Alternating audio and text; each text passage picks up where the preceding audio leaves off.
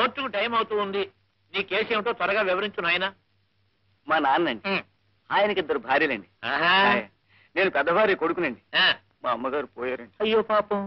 ఇప్పుడండి మా నాన్న తన 2వ భార్య కొడుక్కి ఆస్తి అంతా రాసేద్దాం అనుకుంటున్నాడు. ఏమండి అమ్మా ఒకసారిలో వస్తారు? వస్తానమ్మా. నిన్ను కాదు నన్ను. అవతల పనిలో ఉన్నాను. ఏమిటి ఇది నిజమేనా అంట? ఏమిటి? నమ్మబుద్ధి కాలేదనుకోండి. అన్నయ్య గారు ఆ తులసిని వెంటేసుకుని ఊళ్ళమ్మడి తిరుగుతున్నారట. అంతవరకు నిజమే. అంతకు మించి నువ్వేమన్నా అబద్ధం. సరేనా?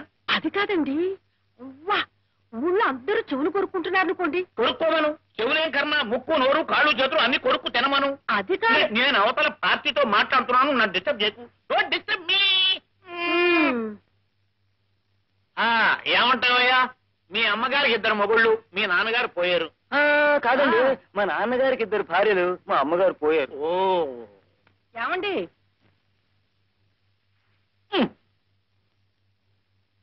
అబ్బా ఏమిటి నీ గోళ? ఏమిటి నీ గోళ?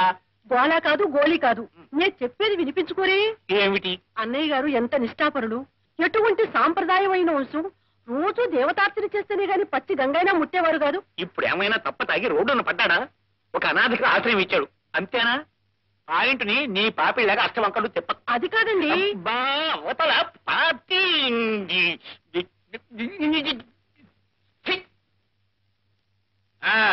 ఏమిటయ్యా నువ్వు అనేది? నీకు 2 భార్యలు, మొదటి భార్య పోయింది. కాదండి, నేను పోయాను. నమస్కారం, వెళ్ళొస్తా. ఇది ఎవరు పోలేదు. రాలేదు. వద్దండి బాబు, వద్దండి. అది కాదండి, అన్నయ్య గారు వారి పెద్దలు నిప్పు కడిగేంత ఆచారవంతులు కదా. మరి ఇలా వెళ్ళింది పార్టీ బజార్కి వెళ్ళింది. నీ పాయింట్ ఏమిటి? తులసికి ఆయన ఆశ్రయం ఇచ్చాడు అంతేనా? సంగీతం అంటే ఇద్దరికి ప్రాణం గనక ఆయన పని చేశాడు తప్ప.